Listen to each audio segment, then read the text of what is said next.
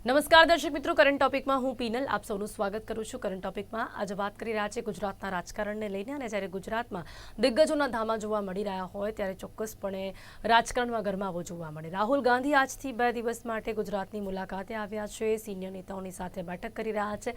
જેમ કે આપણે સૌ જાણીએ છીએ કે કોંગ્રેસનું રાષ્ટ્રીય અધિવેશન 64 વર્ષ પછી જ્યારે યોજાવા જઈ રહ્યું છે, ત્યારે ખાસ અત્યારે તમામ જે નેતાઓ છે, ખાસ જે કોંગ્રેસના દિગ્ગજ નેતાઓ છે, તે લોકો આ અધિવેશનમાં ભાગ લેવા માટે પધારી રહ્યા છે ગુજરાત। અને તેની સાથે સાથે એક તરફ કોંગ્રેસનું રાષ્ટ્રીય અધિવેશન જેની માટે કોંગ્રેસના નેતાઓ આવી રહ્યા છે, તો બીજી તરફ વડાપ્રધાન નરેન્દ્ર મોદી પણ અત્યારે ગુજરાત પધાર્યા છે। તો જ્યારે વડાપ્રધાન નરેન્દ્ર મોદી ગુજરાતના પ્રવાસે છે, ખાસ સુરતમાં આજે વડાપ્રધાન નરેન્દ્ર મોદીનો ભવ્ય રોડ શો છે, અને સુરતના લિંબાયતમાં તેઓ આજે જનસભાને સંબોધન પણ કરવાના છે।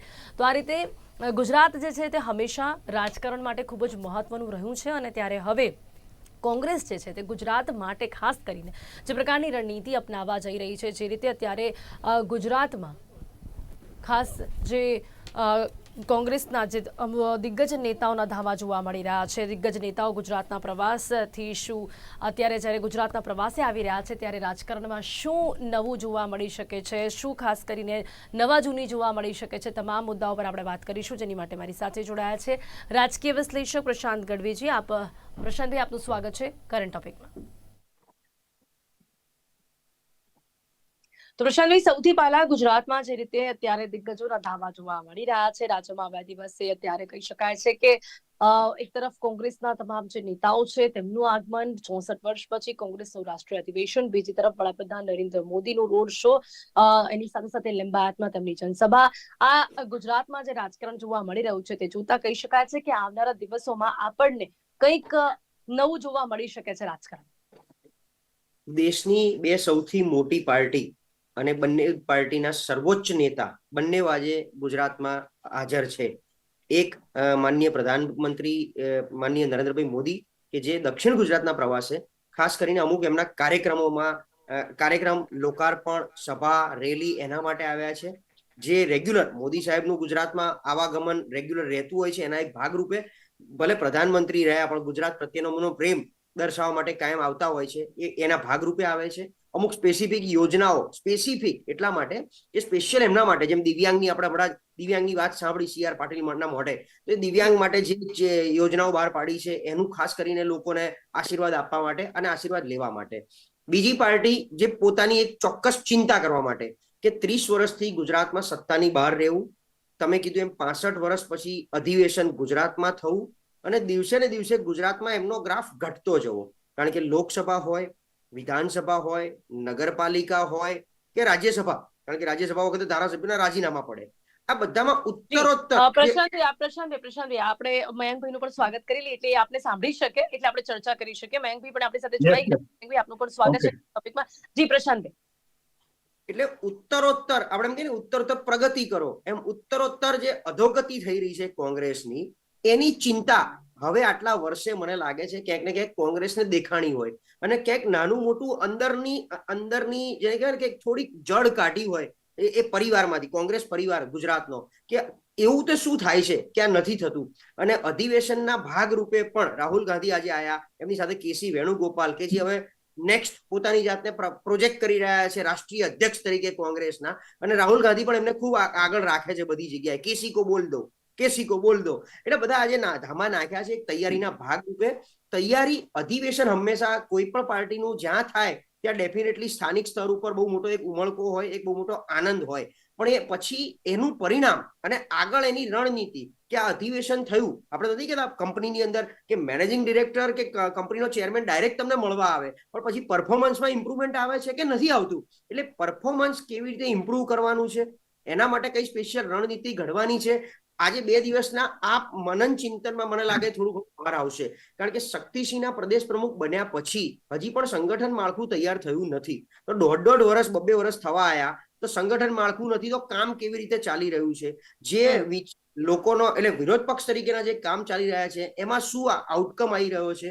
હવે 27ની ચૂંટણી બહુ જ નજીક આવી રહી છે, ગમે ત્યારે ડંકો ઉગાડશે, તો એ બાયણું ખટખટાઈ રહ્યું છે, એના માટેનો એક પરફેક્ટ ટાઈમ છે 2 વર્ષનો। કારણ કે 2 વર્ષના સમયગાળામાં લોકો જનતાની વચ્ચે જઈ શકશે, અને જી એથી વિશેષ કે લોકસભાની ચૂંટણી પછી પહેલી જ જે ભાષણ સંસદમાં થયું એમાં રાહુલ ગાંધીએ કીધું હતું કે દેખના ઇસ બાર હમ ગુજરાત જીતને જા રહે હૈ. જી તો જીતને જા રહે કયા કોન્ફિડન્સના આધારે બોલ્યા હતા? તો કદાચ એની તૈયારીના ભાગરૂપે પણ આજથી હવે એમનું આવાગમન ચાલુ થાય. ચોક્કસથી. તો અત્યારે એ આવાગમનની શરૂઆત તો થઈ ગઈ છે. અને મયંકભાઈ, હવે આપને શું લાગે કે જે બંને મહાનુભાવો જે રાજ્યમાં અત્યારે આપણને જોવા મળી રહ્યા છે ગુજરાત રાજ્યમાં, ત્યારે આપને લાગે છે કે ક્યાંક રાજકારણના વર્તુળોમાં કંઈક આપણને ચહેલ પહેલ જોવા મળી શકે છે? અને જે રીતની તૈયારીઓ જોવા મળી રહી છે બંને તરફની વાત કરીએ, પણ હાલમાં અત્યારે ગુજરાતનું જે રાજકારણ છે તે કેવું જોવા મળી રહ્યું છે? ગુજરાતના રાજકારણ ઉપર સમગ્ર દેશની દ્રષ્ટિ છે, પણ આજકાલ મોદી સાહેબની દ્રષ્ટિ થોડી વધારે હોય એવું એટલા માટે લાગે છે કે 4 દિવસમાં બીજી વાર આયા. સૌરાષ્ટ્રમાં સોમનાથ દાદાના દર્શન કર્યા, જામનગરમાં વંતારાની મુલાકાત લીધી, ગીરમાં સિંહ જોયા. હવે સાહેબ વેકેશન માંડે અને આટલી વ્યસ્તતાની વચ્ચે ગુજરાતમાં 4 દિવસમાં બીજી વાર આ પાછા 7મી ને 8મી માર્ચ 2 દિવસનો કાર્યક્રમ, સેલવાસ જવાના, પછી ત્યાં દમણમાં પેલા એડવાન્સ નાઇટ માર્કેટનું ઉદ્ઘાટન કરશે, પ્રોજેક્ટોનું લોકાર્પણ કરશે, અને દાદરા નગર હવેલીની અંદર પણ 10 વર્ષમાં 4થી વાર સાહેબ આવી રહ્યા છે. અને સુરતમાં રોડ શો કરશે, નવસારીમાં લખપતિ દીદી નો કાર્યક્રમ આ મહિલા દિવસના સંદર્ભે કરશે. એટલે આમ તો શું છે કે નરેન્દ્રભાઈની જે આપણે કાર્યશૈલી અને લક્ષ્યાંક જોઈ રહ્યા છે, તો કોઈ પણ વસ્તુ સહેતુક જ હોય. તમામ વસ્તુ મોદી સાહેબ કોઈને કોઈ હેતુસર કરે, અહેતુક કદી ન કરે. એટલે આટલો બધો સમય ગુજરાત માટે આપે છે અને એવા વિસ્તાર માટે આપે.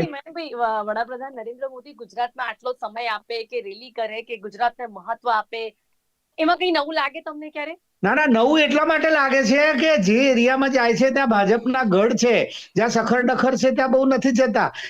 એટલે જ્યાં જરૂરિયાત ઉભી કરવાની છે ત્યાં ઉત્તર ગુજરાતમાં કરવાની વધારે જરૂર છે. સૌરાષ્ટ્રમાં ગયા પણ મર્યાદિત રીતે ગયા.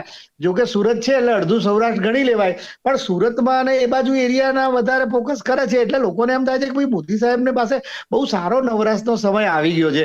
નો ડાઉટ ગુજરાત એમને માટે પ્રાયોરિટીમાં રહ્યું છે. ગુજરાતના પનોતા પુત્ર છે, ગુજરાતમાં આવે એ આપણા સૌને માટે, ગુજરાતીઓ તમામ ગુજરાતવાસીઓને માટે એ આનંદદાયક વાત છે. પણ મોદી સાહેબના દરેક કાર્યક્રમની પાછળ કંઈક ને કંઈક હેતુ હોય. એટલે એ જે રીતે આપણે જોઈએ તો સુરતની ઉપર કોન્સન્ટ્રેટ કરે તો સુરત આંતરરાષ્ટ્રીય સ્તરે હીરા અને કાપડથી માંડીને અનેક પ્રકારના માર્કેટ સાથે, ટ્રેડ બિઝનેસ સાથે જોડાયેલું છે. ગુજરાતનું એ વેપારી મથક છે, બહુ મોટું. એટલે ઇકોનોમિકલ કેપિટલ ઓફ ગુજરાત કહી શકાય. અને એ રીતે સુરત ઉપર કોન્સન્ટ્રેટ એટલા માટે કરે છે કે હીરાની અંદર, હીરાના ધંધાની અંદર, ડાયમંડ બિઝનેસમાં જબરજસ્ત મંદી છે, લોકો રડે છે એવી પરિસ્થિતિ છે હવે. અને એ રીતે બીજી બાજુ દેશભરમાં ને દુનિયાભરમાં જે રીતે બિઝનેસ સેક્ટરમાં જે રીતે અત્યારે બૂમ આવી છે, ટ્રમ્પ સાહેબ જે રીતના રોજે રોજ દંડા પછાડે છે, ચીપિયા પછાડે છે, એ બધું જોઈને કેવું થાય છે. તો આંતરરાષ્ટ્રીય સ્તરે ગુજરાતથી અને આ બિઝનેસના બધી બાબત માટે પણ થોડું સરખું રીતે રહે, એટલે એક બિઝનેસના પોઈન્ટ ઓફ વ્યૂથી પણ જાય.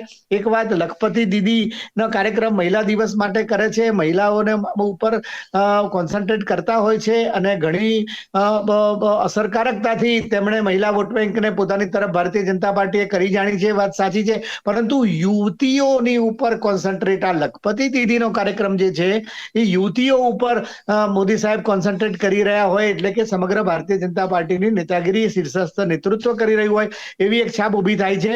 કારણ કે એના થકી યુવાનો ઉપર, યુવાન મતદારોની ઉપર એ મહત્વનું છે. હવે વાત રહી 2027 માટેના કોંગ્રેસના રણનીતિની વાત, તો હવે એ રણનીતિની વાત એમણે કરી. લોકસભાની અંદર માત્ર એક બેઠક ભલે ગુજરાતની જીતી, પણ એક બહુ જોરદાર રીતે જીતી. ભાજપ પાસેથી પડાવી લીધી કોંગ્રેસે, અને દેશભરમાં પણ ભારતીય જનતા પાર્ટી અને એનડીએનો જોઈએ એવો પ્રકારનો દેખાવ લોકસભાની ચૂંટણીમાં ન થયો.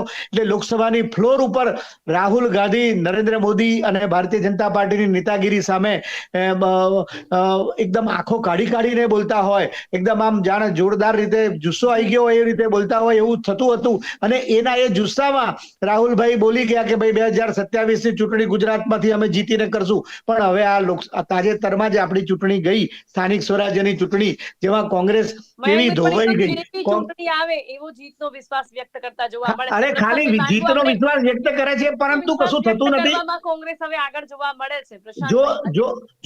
જો કોંગ્રેસે લોકસભાની ચૂંટણી પછી તરત કંઈક કર્યું હોત તો કદાચ મહારાષ્ટ્રમાં, હરિયાણામાં અને દિલ્હીમાં જે બધું જે થયું છે ને એના ફરી ધુપ્પલ નહીં થયું હોત અને બધા સાથીદારો કોંગ્રેસ પાસેથી નીકળી ન ગયા હોત. હવે કોંગ્રેસે પોતાના સાથીદારો ઉપર હું જુદું એક ઓબ્ઝર્વેશન જોઈ રહ્યો છું કે હવે કોંગ્રેસે પોતાની જાતે પોતાના બલબૂતા પર વેણુગોપાલ સાહેબને જે રીતે પ્રોજેક્ટ કરવામાં આવી રહ્યા છે, પ્રશાંતભાઈએ જે બહુ સારો નિર્દેશ કર્યો, તો એટલે એ રીતે જે છે એ રીતે જોઈએ તો કોંગ્રેસની નેતાગીરી પોતાના પગ ઉપર ઉભા રહીને, નહીં કે મમતાબેનના ટેકાથી લેવાનું, કેજરીવાલનો ટેકો તો પતી ગયો, હજી અખિલેશનો ટેકો લેવાનો છે, પણ આ બધાની વોટ બેંક તો એક છે. અખિલેશની વોટ બેંક એક છે, મમતાબેનની વોટ બેંક એક છે, કોંગ્રેસની વોટ બેંક એક છે. જવાના ક્યાં, લોકસભાની ચૂંટણી હોય કે સ્થાનિક ચૂંટણીઓ હોય, બધા વોટર તો એના એક છે ને. મયંકભાઈ જે વાત કરી રહ્યા છે ને પ્રશાંતભાઈ, કોંગ્રેસ ક્યાંક ને ક્યાંક આમાં જ અટવાઈ જાય છે. જે કોંગ્રેસ પોતાની જે નીતિ અપનાવે છે ને એમાં એના જ જે વોટ છે ને એ ક્યાંક વેચાઈ જાય છે. એ જ કારણ છે કે કોંગ્રેસ જે ચૂંટણી હારતી જોવા મળી રહી છે ને જેમનો ટેકો લે છે એમની જ વોટ બેંક હોય એટલે એમાં પણ વોટ ડિવાઈડ થઈ જાય. એટલે ક્યાંક ને ક્યાંક તો કોંગ્રેસ જે નીતિ અપનાવે છે એનો સીધો ફાયદો જ ભાજપને થઈ જાય છે. એટલે રણનીતિનો મતલબ જ એ છે, માનો કે ગુજરાતની વાત કરીએ તો 2022ની ચૂંટણીમાં હાઈએસ્ટ નુકસાન કોંગ્રેસને ભાજપે નથી હરાવ્યું, કોંગ્રેસને આમ આદમી પાર્ટી હરાવ્યું. અને પછી ગઠબંધનમાં શું થયું આપણે સૌ જાણીએ છીએ. દિલ્હીમાં એમણે એમની દાજ વાળી, દિલ્હીમાં આમ આદમી પાર્ટીની સામે લડીને ભાજપને સીધી સત્તા અપાઈ દીધી. તો રણનીતિ કોને કહેવાય કે કંઈક ગઠબંધન કરવું છે તો કેવી રીતે કરવું છે, ક્યાંક ઊંચ નીચ કરવી પડે, ક્યાંક મોટા ભાઈની ભૂમિકા, ક્યાંક નાના ભાઈની ભૂમિકા. હવે 27ની ચૂંટણીમાં આમ આદમી પાર્ટી નહીં નડે એની શું ખાતરી છે? કારણ કે અહીંયા કોંગ્રેસની ઇમેજ એવી છે, આપણે ગુજરાતના પરિપ્રેક્ષમાં જ વાત કરીએ કે ગુજરાતના કોંગ્રેસીઓ ભાજપના દલાલ બનીને બેઠા છે, ગુજરાતની ફર્સ્ટ કેડરના નેતાઓ ભાજપની ચાંપલુસી કરે છે અને અહીંયા માત્ર દેખાવો કરે છે. એનો લાભ આમ આદમી પાર્ટી પણ ઉઠાવે છે અને જનતા પણ ઉઠાવે છે. જનતાને ખ્યાલ છે કે આ કોંગ્રેસીઓ વેચાયેલા છે તો એને શું કામ વોટ આપવો, અને ભાજપ અમને ગમતું નથી એટલે અત્યારે માંડ આમ આદમી પાર્ટી ભલે કરે ના કરે, આવે ના આવે, પણ એને વોટ આપીને મારો વોટ બગાડવો નથી. તો 27ની ચૂંટણીમાં કેમ આમ આદમી પાર્ટી સાથે ગઠબંધન પહેલેથી નક્કી ના કરાય અને એમને 5, 10 સીટ 20 સીટ આપવી હોય, આમ આદમીને 2 સીટ લોકસભામાં આપી હતી, બંનેમાં ભૂંડી હાર થઈ. તો વિધાનસભામાં ઓલરેડી અત્યારે 5 ધારાસભ્યો છે, એ 5માંથી કદાચ 5ના 10 કરવા હોય તો આમ આદમી પાર્ટી ડબલ વેગથી લડશે 27માં, અને ડબલ વેગથી ભલે હું કહું છું 5ની 5 જ સીટ પાછી લઈને આવે પણ સામે 50 સીટ પર નુકસાન કરશે. એટલે ફરી પાછું આપણે 27માં ચર્ચા જ કરવાની કે નવા મુખ્યમંત્રી ભારતીય જનતા પાર્ટીના આવા છે અને 27માં ભાજપની સરકાર બહુ સારી રીતે બેસી ગઈ છે. આ જ ચર્ચા જો આપણે કરવાની હોય તો જેમ ચાલે છે એમ જ કોંગ્રેસમાં ચાલતું રહેશે. હા, કોંગ્રેસ પ્રશાંતભાઈ, હવે આ કોંગ્રેસનું જે રાષ્ટ્રીય અધિવેશન યોજાઈ રહ્યું છે, શું લાગે છે એની કેટલી અસર જોવા મળશે ગુજરાતમાં? શું લાગે છે આપને કે રાહુલ ગાંધી જે છે હવે એ કોંગ્રેસમાં કંઈક નવું કરશે? આટલા વર્ષો પછીનું રાષ્ટ્રીય અધિવેશન યોજાઈ રહ્યું છે તેની શું ઇમ્પેક્ટ જોવા મળશે? ફર્સ્ટ કેડરના 10 નેતાઓ અત્યારે બી તમે જુઓ રાહુલ ગાંધીની બાજુમાં કોણ બેઠું છે? અમિત ચાવડા છે, ભરત સોલંકી છે, શક્તિસિંહ બરાબર પ્રદેશ પ્રમુખ છે, પણ તમે કોઈ સેકન્ડ કેડરમાંથી કોઈ એવા નવા ચહેરા, અને સામે 10 ધારાસભ્યો છે, બચી ગયેલા 12 ધારાસભ્યો છે, એમાંથી એક દેખાતા નથી રાહુલ ગાંધી જોડે. તો તમે કોઈક નવાને, આમાં કેવું છે કોંગ્રેસ હવે ગુમાવાનું કશું રહ્યું નથી, જેટલું ગુમાવાનું બધું ગુમાવી લીધું. એટલે કે આખું નવતર પ્રયોગ, આપણે પેલી નથી કહેતા આખું જોવાનું હોય એને શું સારા આખું જે નીચે મંથન કરવું પડે, હલાવવું પડે ને. આપણે માટલાની અંદર અથાણું મૂક્યું હોય એમાં કાચી કેરી ને પેલા ભેગા કર્યા હોય મેથીના કુરિયા, એને છેક નીચેથી હલાઈને ઉપર લાવવા પડે, છેક નીચેથી ઉપર હલાય. એમ નીચેના તળિયામાંથી, સેકન્ડ કેડરમાંથી જે કાર્યકરો કોંગ્રેસ માટે કોંગ્રેસી તરીકે કામ કરવા તૈયાર છે અને ક્યાંક પરફોર્મન્સ આપી શકે એવા છે, એવાને બહાર કાઢો તમે. હવે આમનાથી કોંગ્રેસથી નહીં જીતી મયંકભાઈ, લાગે છે પ્રશાંતભાઈ જે વાત કરી રહ્યા છે એવા નવા લોકો પણ શું કોંગ્રેસને મળશે ખરા? હવે જે પ્રકારે હરિયાણા, મહારાષ્ટ્ર, દિલ્હીમાં જે સ્થિતિ જોવા મળી છે, શું લાગે છે કે નવા લોકો પણ શું કોંગ્રેસનો સાથ અપનાવે ખરી? અને હવે રાષ્ટ્રીય અધિવેશનમાં જે કોંગ્રેસના આટલા બધા નેતાઓ અહીંયા આવી રહ્યા છે, આપને શું લાગે છે, શું ઇમ્પેક્ટ? જી પ્રશાંતભાઈ, મેં 1 જ મિનિટ ખાલી કહી દઉં. દિલ્હી છોડ દો, હરિયાણા, ઉત્તર પ્રદેશ છોડ દો, હરિયાણા છે અને એવા બીજા રાજ્યો, મહારાષ્ટ્ર જેવા, જ્યાં કોંગ્રેસનો બેઝ સારો છે. ગુજરાત જેવી ખરાબ હાલત ક્યાંય નથી આખા દેશમાં. વેસ્ટ બંગાળમાં એમાં તો શું થોડું ગઠબંધનમાં સાથે રહ્યા, ભલે 0 સીટ છે, પણ એ ક્યાંક પરફોર્મન્સ છે. ગુજરાતમાં તો હાવ ખરાબ હાલત છે. યસ મહેનભાઈ.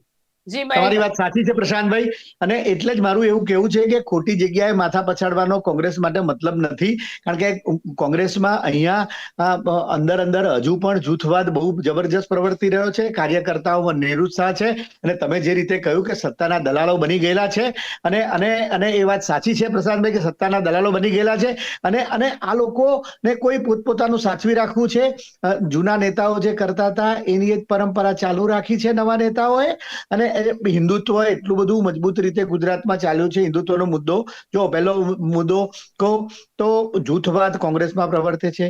પાર્ટીના કાર્યકર્તાઓમાં અને જે સેકન્ડ થર્ડ કેટેગરીના નેતાઓમાં નિરુત્સાહ બહુ છે.